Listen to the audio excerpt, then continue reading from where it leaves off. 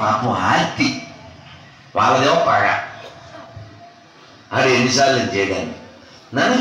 కాబట్టి మనం భగవంతుడు వచ్చినప్పుడు ఆయన్ని ఎలా స్వీకరించాలి, ఎంత ఎదురు చూడాలి, మన పూర్వ ఆచార్యులు భక్తులు చూపించారు.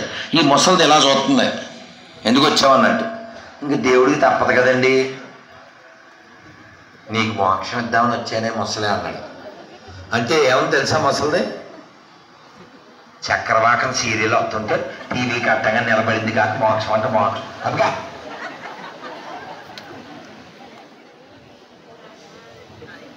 అంటే చక్రధారి విష్ణుమూర్తి వద్దు, చక్రవాకం సీరియల్ కావాలా?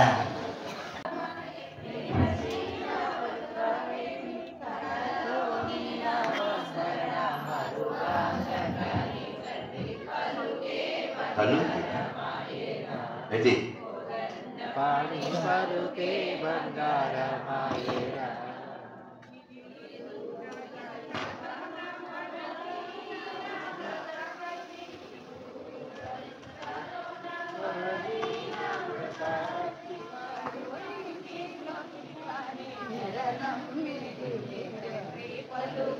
బంగారమాయేన కోదండ పాని పలుకే బంగారమాయే.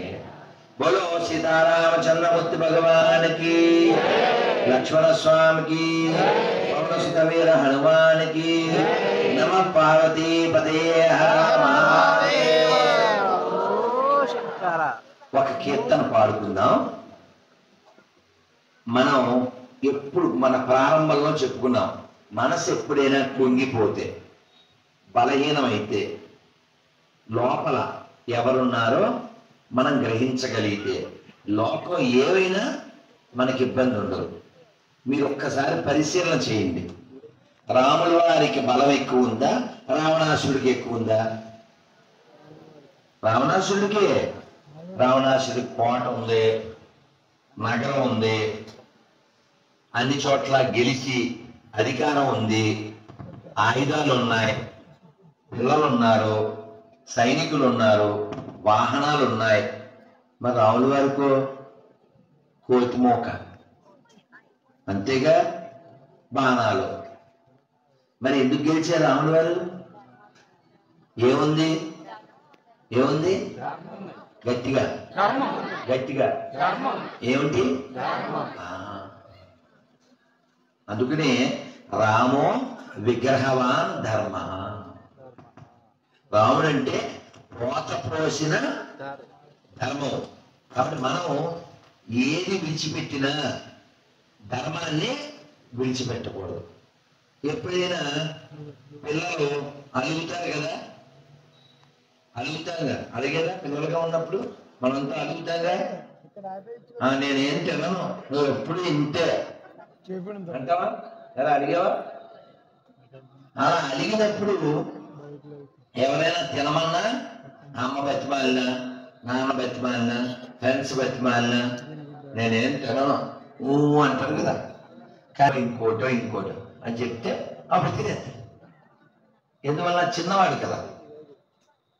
రాముడు వారిని అడవికి వెళ్ళిపోయాక వెనక్కి తీసుకొద్దామని ఎవరెవరు ప్రయత్నం చేశారు? భరతుడు. ఆయన ఒక్కడే వెళ్ళాడా? అయోధ్యలో సగం మందిని తీసుకెళ్ళాడు.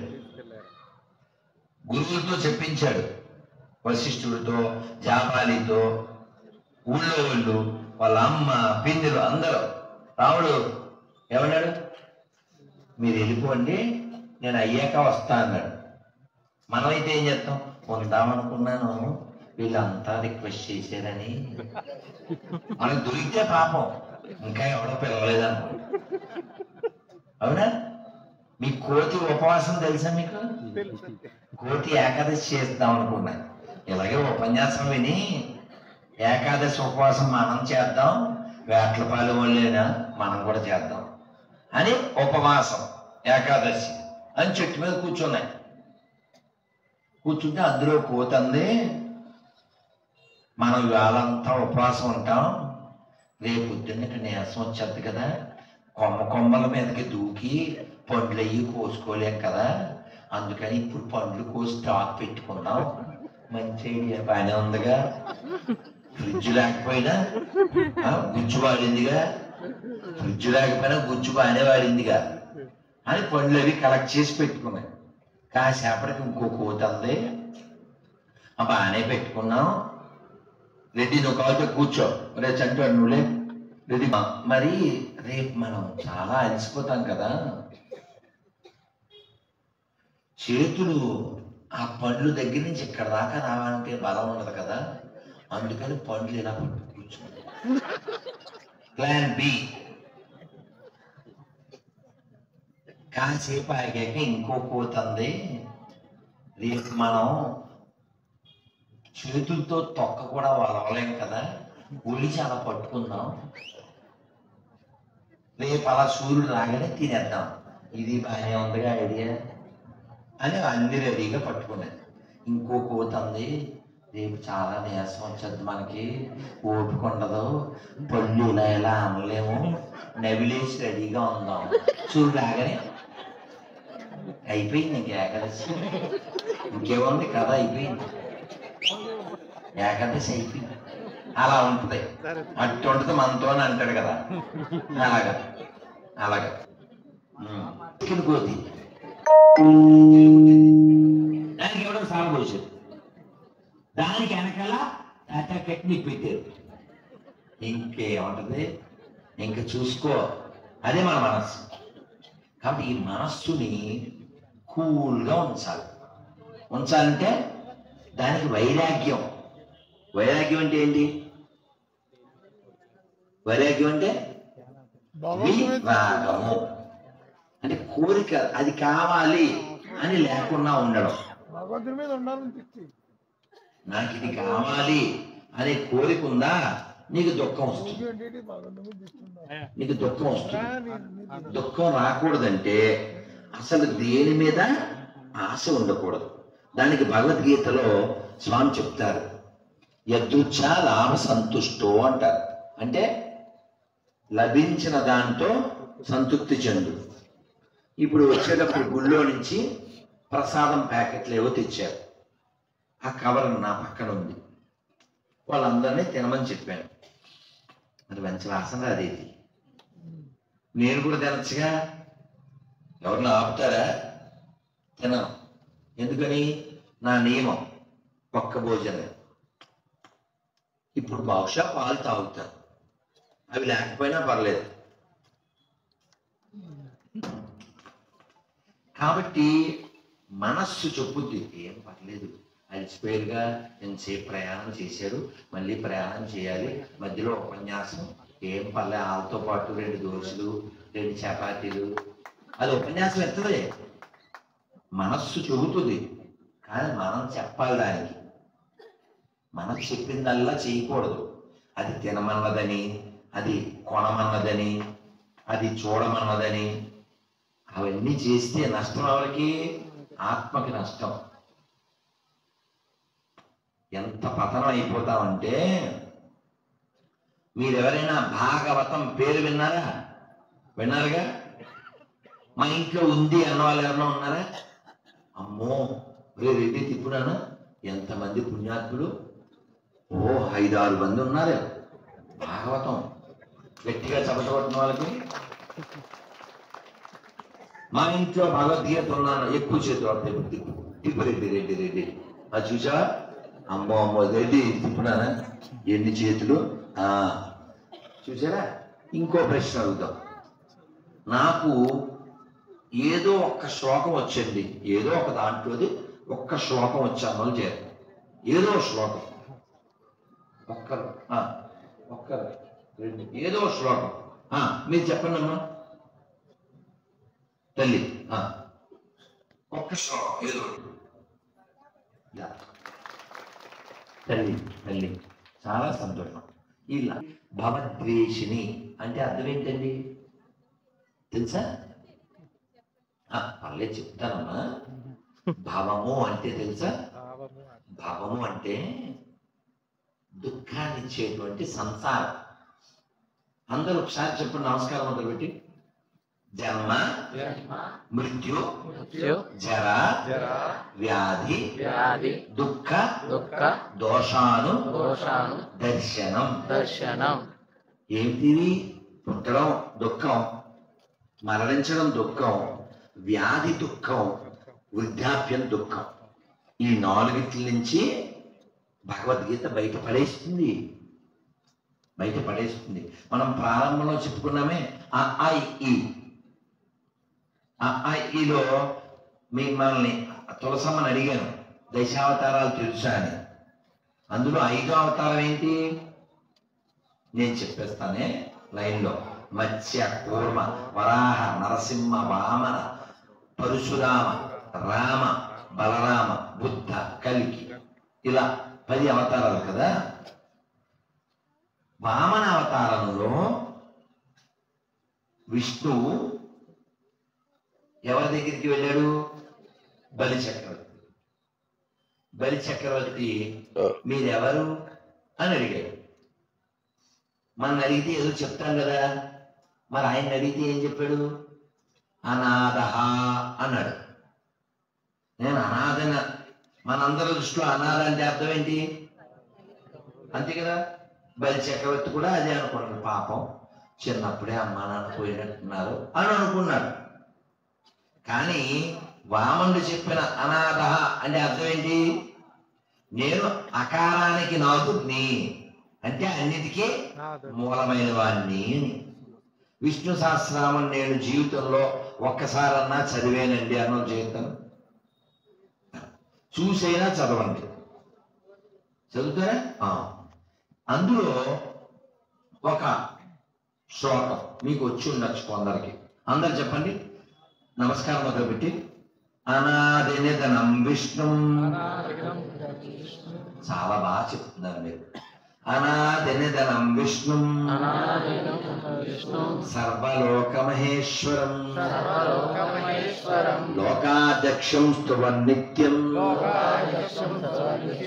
సర్వదుఃఖాతిగో భవేత్. అనాది నిధనం విష్ణు అంటే మొదలు చివరా లేనివాడు, అన్ని లోకాలకి ప్రభు. ఆయన ఏం చేయాలి? స్తవం నిత్యం. స్తవం అంటే కీర్తించడం. చేస్తే ఏమవుతుంది? స్తవం నిత్యం. అప్పుడు ఏమవుతుంది? సర్వ దుఃఖాతిగో భవేత్. మన దుఃఖం అంతా పోతుంది. మనందరికీ ఎవరికి ఇష్టం లేదు. చావు ఎవరికి ఇష్టం అండి? ఇప్పుడు ప్రశ్న అయితే బయటపడిపోతారు. చూడండి, అడగనా? ఇవాళ రాత్రి పడుకుని, మార్చి 12 కదండి ఇవాళ రాత్రి పడుకుని రేపు లేవకపోయినా పర్వాలేదు అన్నోళ్ళు చేస్తుంది. మామూలు ప్రశ్న కాదుగా. అక్కడ 2, 3, అక్కడ ఒక 4, 5. ఇగో ఈ చేతులు ఎత్తిన వాళ్ళకి మిగిలిన వాళ్ళు చప్పట్లు కొట్టాలి. ఎందుకంటే ఈ చేతులు ఎత్తిన వాళ్ళకి తెలుసు మనం చేతులు ఎత్తాల్సిందే అని. ఎవరికి? ప్రకృతికి, భగవంతుడికి. ఇప్పుడు మనం చేతులు ఎత్తినా ఎత్తపోయినా ఎత్తికెళ్ళే టైం వస్తే వచ్చేస్తారుగా. నీ పర్మిషన్ కావాలా ఏంటి? ఎముడికి నువ్వు చెయ్యి ఎత్తలేదు, నువ్వు ఎందుకు వచ్చావు అంటావేంటి? నిన్ను అడిగొస్తారా? సాగుతుందా? ఏం సాగుతా? వాన రాకడా? అవునా? కాబట్టి అసలు మన యొక్క పర్మిషన్ అక్కర్లే. మీకు అర్థమయ్యేలా చెప్తాను. ఒకళ్ళ ఇంటికి వచ్చాడు యముడు. వాడు అన్నాడు, ఏంటండి ఎందుకు వచ్చాడు అన్నాడు. ఎందుకంటే టైం అయింది వచ్చాను అన్నాడు. అయితే మాత్రం 2025లోకి వచ్చాం, మీరు అప్డేట్ అవ్వక్కర్లేదా? ముందు ఇన్ఫర్మేషన్ అవ్వక్కర్లేదా? ఎవరు? సత్యవుడు.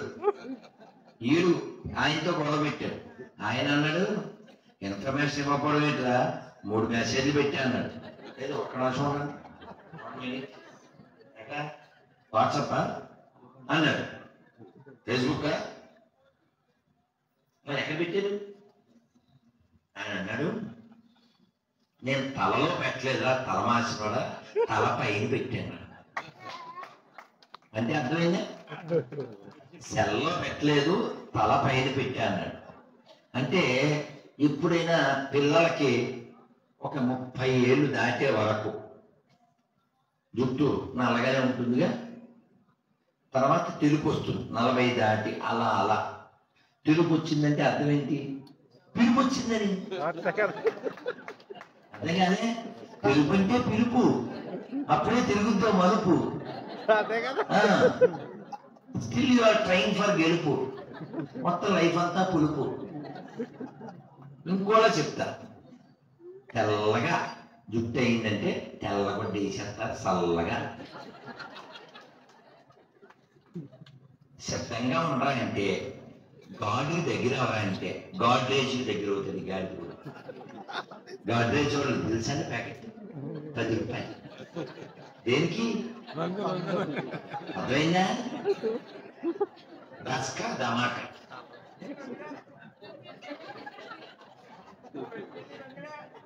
నేను ఆశ్చర్యపోయాను. ఒక ముసలాయన మనవరాలు పెళ్లికి వెళ్తూ అద్దంలో రంగులే, ఈడేమో పెళ్ళికొడుగా. కాబట్టి అదంతా కారణం ఏంటి? మోహం. ఆ మోహం మనని కిందకి తీసుకెళ్ళిపోతుంది. ఈయన అన్నాడు, సరే ఒకటో మెసేజ్ అలా అయిపోయింది, మరి రెండేంటి అన్నాడు. రెండేమిటి? పళ్ళు రాలగొట్టానా? పళ్ళు రాలియా? రాలినప్పుడు ఏం చేశావు? మనోడు మెంటల్, వెంటూ పార్దా డెంటల్.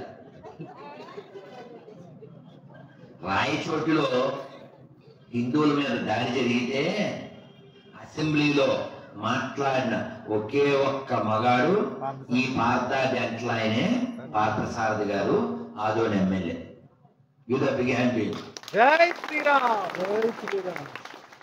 మనం అందరం మా కులమని, మా ప్రాంతమని, మా భాషని మనం విడిపోతే పడిపోతామని. బట్టేంగతో కట్టేంగి, విడిపోతే పడిపోతాం. కాబట్టి మనం ఎప్పుడు కూడా ధర్మం ఆధారంగానే జీవించాలి తప్ప ధనం ఆధారంగానో, ప్రాంతం ఆధారంగానో, కులం ఆధారంగానో, పార్టీ ఆధారంగానో కాకూడదు. వీడి పేరు రామాంజనేయుడు, వీడి పేరేమో వీరాంజనేయుడు. ఇద్దరు కొట్టి చచ్చిపోతారు. ఎందుకంటే ఈ పార్టీ వేరు, ఆడి పార్టీ వేరు, ఇద్దరు ఒక ఊరు. మీకు తెలుసా అండి పెట్టపోరు తెలుసా? చిన్నప్పుడు కదా రొట్టి పంచుకోవడానికి గొడవ పెట్టుకున్నాను. దాని దగ్గరికి వెళ్ళి, ఎవరి దగ్గరికి? అదంతా నేను తిరుగుతాను. కాటా తెచ్చింది, ఎవరైతే తెలుసుగా కాటా తెచ్చింది. ఈ మొక్క ఇరిస్తే ఒకటి పెద్దది ఇచ్చింది, రెండిట్లో అయ్యో ఇది పెద్దది అయిపోయింది, నేను లెవెల్ చేస్తా, కొంచెం కొరికింది, ఇది పెద్దదైంది. అయ్యో నేను లెవెల్, ఇది కొరికింది, అటు పెద్దది కొరకడం, ఇటు పెద్ద అయితే ఇటు కొరకడం, కొరికి ఇంకొన్ని పదాలు ఆడకూడదు. కానీ ఆ విధంగా మనం కానీ కులమని, ప్రాంతమని, పార్టీ అని కొట్టుకు చస్తే, విడిపోతే, అందులో పిల్లి పెట్టపోరు తీర్చింది. కానీ మనకి తీర్చేవాళ్ళు ఎవరైతే పందులు, వాళ్ళు ప్రపంచాన్ని మొక్కలు చేసే గొప్ప మతంలో పుట్టారు. వాళ్ళు కుటుంబాలను చీలుస్తారు, దేశాలను సృష్టిస్తారు, పాత బస్తీలను సృష్టిస్తారు, తినే దాంట్లో ఉమ్ము వచ్చా కలుపుతారు. అంత గొప్పలు. కాబట్టి మీరు కొనేటప్పుడు, తినేటప్పుడు ఏమన్నాను? తినేటప్పుడు హిందీలో దేకండి, లేదా తెలుగులో దేకండి. అర్థం కదా? హిందీలో దేకు అంటే అర్థం ఏంటి? దేకు అంటే చూడు. హిందీలో దేకు అంటే చూసికొను. హిందీలో దేకలేదు అనుకో, తెలుగులో దేకడం అంటే తెలుసుగా, అది చెప్పక్కర్లేదుగా. ఏది బెటరు? హిందీలో దేకడమే బెటర్. అందులో చూడండి. నడు ఆకలేస్తుంది, ఏం కావాలి సార్ అన్న టోపి పెట్టుకుని వచ్చేస్తే అని ఆర్డర్ ఇచ్చేసావు. బయట బోర్డు ఉంది, ఏం బోర్డు? అన్నపూర్ణ భోజనాలయం. ఇది తినేసాడు. తినేసాక ఎంత అయింది బిల్లు, ఇటు స్కాన్ కొడతాడు. స్కాన్ లో ఏమవుతుంది? అనపం రాదు, వంకాయ అప్పుగా జిజో. ఇప్పుడు దాకా నువ్వు తిన్నదేంటి? అలా ఆహా ఏమి రుచి. అందులో ఉప్పు కలిపాడు, ఉచ్చ కలిపాడు. కాబట్టి మీరు మీకేమైనా బుర్రలో బుద్ధి ఉంటే ఖచ్చితంగా కొనే ముందు తినే ముందే ఒక్కసారి క్యూఆర్ కోడ్ చూడండి. ఎక్కడ పడితే అక్కడ తినకూడదు. ఎందుకు తినకూడదు? మన ఆరోగ్యం పాడవడం ఒక ఎత్తు, మన ధర్మనాశనం అయిపోతుంది. మీకు తెలుసా చరిత్రలో ఏం జరిగిందో? మన యమధర్మరాల దగ్గర ఉన్నాం. చరిత్రలోకి వెళ్లే ముందు అల్లరి చేయకుండా ఒక్కసారి నమ పార్వతీపదయే గోవిందా గోవిందా గోవిందా. అక్కడ యముడు రెండోది ఎక్కడ ఉన్నాం మనం? పళ్ళు ఆరగొట్టేవాడు. మూడేంటి? రెండు అయిపోయినాయి. మూడోది ఇదిగో, ఇది లూజ్గా అయిపోవడం. వీడికి లూజ్ అయితే వీడేం చేశాడు? వీడేం చేశాడు? దీన్ని టైట్ చేయించుకోవడానికి నైట్కి నైటే ఫ్లైట్ ఎక్కి ఎక్కడికి వెళ్ళొచ్చి మన ముందుకు వచ్చి ఇది నేనే, ఇది నేనే, ఇది గానే, ఇది గానే. నువ్వు ఎన్ని రంగులేసినా, ఎన్ని హంగులు చేసినా చివరికి నిన్ను బొంగుల మీద పడుకోబెట్టి తీసుకుపోతారు. బొంగు అంటే తిట్టు కాదండో, వెదురు కర్ర. వెదురు బొంగు అంటారు కదా. వెదురు బొంగు అని ఎందుకు అంటారు? ఆ వెదురు లోపల ఖాళీ ఉంటుంది, అవునా? ఇది కూడా ఖాళీ అయిపోయింది కదా, అసలు వెళ్ళిపోయిందిగా. దీని పేరు చెప్తుంటాం మనం, ఏదో పేరు చెప్తుంటాం. కానీ దీంట్లోంచి ఆ గాలి వెళ్ళిపోయి ఖాళీ అయిపోయాక దీన్ని ఏమని పిలుస్తారు? పేరు పెట్టేవాడు పిల్లడు. రాంబాబు అనరు, సోంబాబు అనరు. ఏమని పిలుస్తారు? శవం. శవానికి దండేసారా? శవానికి బట్ట కప్పారా? శవానికి స్నానం చేయించారా? అదే మామూలుగా ఇప్పుడు నువ్వేమంటావు? నేను ఎవరో తెలుసా నీకు? అలా రయ్యమని మీదకి వెళ్ళిపోతుంటాం. కాబట్టి మన పెద్దవాళ్ళు తత్వంలో ఎన్నో చెప్పారు.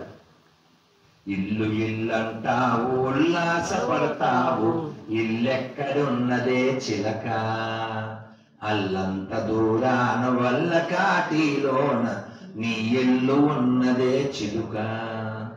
మూన్నాళ్ళ ముచ్చటకు మురిసేవు భ్రమసేవు, ముందు గతి కానవే చిలుక చిలుక. అర్థమైందా నాకు? ముందుగతి అంటే ఏమిటమ్మా? ముందుగతి అంటే ఏంటి? మరణం, చావు వస్తుంది కదా. అప్పుడు మనం ఎంత సంతోషంగా నిద్రపోతామో, ఎంత సంతోషంగా తింటామో, ఎంత సంతోషంగా సినిమాలు సీరియళ్ళు చూస్తామో అంత సంతోషంగా వెళ్ళిపోవాలి. వెళ్ళేటప్పుడు ఏడుస్తూ వెళ్ళకూడదు. ఎందుకని? వచ్చేటప్పుడు ఏడ్చేయంగా, మరి వెళ్ళేటప్పుడు కూడా ఏడవడం ఎందుకు? భక్తి చేస్తే మనకు ఆ స్థితి వస్తుంది. భక్తుడు ఎలా ఉంటాడు అని మా గురువు గారిని అడిగితే చెప్పారు. గోరు పోయిందండి, ఏదో తగిలింది. గోరు పోతే ఏమంటారంటే, భగవంతుడా నువ్వు ఎంత దయామయుడివి, వాస్తవానికి వేలు పోవాలి, గోరుతో వదిలేసావు, థ్యాంక్ యూ మై లార్డ్ అంటే. అదే వేలిపోతే, స్వామి వాస్తవానికి చెయ్యి పోవాలి, నువ్వు వేలుతో వదిలేసావా, థ్యాంక్ యూ అంటాడు. అదే చెయ్యిపోతే, స్వామి యాక్చువల్గా తలకాయ పోవాలి, చేతితో వదిలేసావా, థ్యాంక్ యూ అంటాడు. అదే తలపోతే వచ్చేస్తున్నా మరి కూడా. మీకు అర్థమైందా? ఎప్పుడూ పాజిటివే. మన చేతుల్లో లేని దాని కోసం మన వెంపర్లాడి మనస్సు పాడు చేసుకుని ఇతరులను పాడు చేసి ఏం ఉపకారం? అందుకని ప్రతి చిన్నదానికి కదిలిపోకండి. అర్థమైందా? అవమానం వచ్చింది భరించండి, ఆపద వచ్చింది ఎదుర్కోండి, దుఃఖం వచ్చింది సహించండి. గొడవ పడిపోతే ఎలా? మనతో గొడవ, పక్కలతో గొడవ, నా మాట అంటే లెక్కలేదు అసలు. అలా లెక్కలేదని అరిచి అసలు లెక్కల్లో లేకుండా పోతున్నావు కదా నువ్వు. అవునా కదా? అవునా కదా? అందుకని నీ మాట లెక్కలేని చోట నువ్వు అసలు మాట్లాడకు, మౌనంగా ఉండు, నీకు మంచిది. ఇప్పుడు మీరందరూ వింటున్నారు కాబట్టి నా కంఠం అవరోధం వచ్చినా నేను మాట్లాడతా. మీరందరూ ఆనందపడాలి. మీరు ఎదురు చూశారు. ఇప్పుడు దారిలో వస్తుంటే బండి మీద ఒక ఆయన వెనకాల వాళ్ళ పిల్లలు ఎవరో ఇద్దరు ఆడపిల్లలు ఆయన బండి తోలుతున్నారు. ఆ పిల్ల చూసేసి నా చెప్పేస్తుంది వాళ్ళు. నేను డ్రైవర్ని కొంచెం స్లోగా వెళ్ళాను అని ఆ పిల్లలకి ఒక ఏకాదశి పేపర్ మీకు ఇచ్చాం. ఆ పిల్లలు కేకలు వేసి ఆనందపడ్డారు. మరొకరు ఆనందపడేలా నువ్వు ఉండగలిగితే నీ జీవితం సార్థకం. అలా ఉన్న వాళ్ళల్లో చాలా గొప్పవాడు ఎవరు అంటే హనుమంతుడు. ఎందుకని? రాముడు వారు దుఃఖంలో ఉన్నారు, సీతాదేవి దుఃఖంలో ఉంది. వాళ్ళు ఆనందపడడానికి కారణం ఎవరయ్యారు? ఏం చేశాడు హనుమంతుడు? వెళ్ళాడా? ఇటు నుంచి అటు వెళ్ళాడా? మొన్న మేము వెళ్ళాం. ఎక్కడికి? శ్రీలంక. హనుమంతుడు వెళ్ళినప్పుడు అది రావణ లంక, మేము వెళ్ళింది విభీషణ లంక. మరి అంతేగా? కానీ చాలా శుభ్రంగా ఉంది శ్రీలంక. ఎక్కడ ఒక్క ప్లాస్టిక్ కాగితం కానీ చెత్త కానీ, అసలు ఒక బ్రేక్ అయిన రోడ్డు కానీ అంతా ఎంత తిరిగా 10 రోజులు బాగోని రోడ్డే కనపడలే, చెత్త కాగితం కనపడలే, ఓ ప్లాస్టిక్ డబ్బా కనపడలే. Clean clean clean.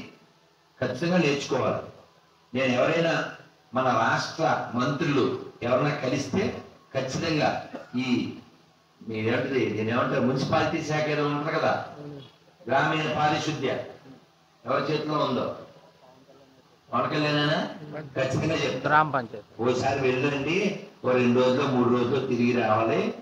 ఎందుకంటే మన ప్రయాణం చాలా ఇబ్బంది అయింది, 1.5 గంట పట్టింది. అవసరం లేదు మనకి ఇప్పుడు ఉన్న వసతులకి. సరే అది పక్కన పెడితే హనుమంతుడు అమ్మవారి దగ్గరికి వెళ్ళి ఆవిడ్ని, మరి ఎవరో తెలియదు కదండి, డామని దూకేసి ఆయన హనుమ అనేస్తే ఆవిడ వింటుందా? రావణాసుడు అలా వచ్చాడేమో అనుకుంటుంది. చాలా నెమ్మదిగా, చాలా చక్కగా ఏ భాషలో మాట్లాడాడు తెలుసా మీకు? మైథిలి భాష ఉంది అమ్మవారు వాళ్ళ ఊళ్ళో మాట్లాడుకునే భాష, నేపాల్లో ఉండే భాష ఇప్పటికీ ఉంది. అప్పుడు ఏమవుతుంది? ఏమన్నా మీరు ఢిల్లీలో ఉన్నారండి, యూపీలో ఎక్కడో ఉన్నారు, కుంభమేళాలో ఉన్నారు, తెలుగు వాళ్ళు మాట్లాడుకుంటున్నారు, కనెక్ట్ అవుతామా? ఏమన్నా ఏ ఊరండి అంటాం. అమ్మా మొన్న అలాగే నేను కుంభమేళకి వెళ్ళాను, ఒక్కనే వెళ్ళాను. అలా నడుస్తూ ఉన్నాను, చాలుగా ఇంకంతే, ఫోటోలు సెల్ఫీలు గోష్ఠి ఆలవరే సంతోషం కదా. మన చివరికి అతనే అక్కడ నుంచుంటే స్నానం చేసి వచ్చాను అనుకోండి, చెప్తున్నా. కాబట్టి మనం ఈ భూమి మీదకి వచ్చినందుకు వెళ్ళిపోవడం అనేది కన్ఫర్మ్ కదా.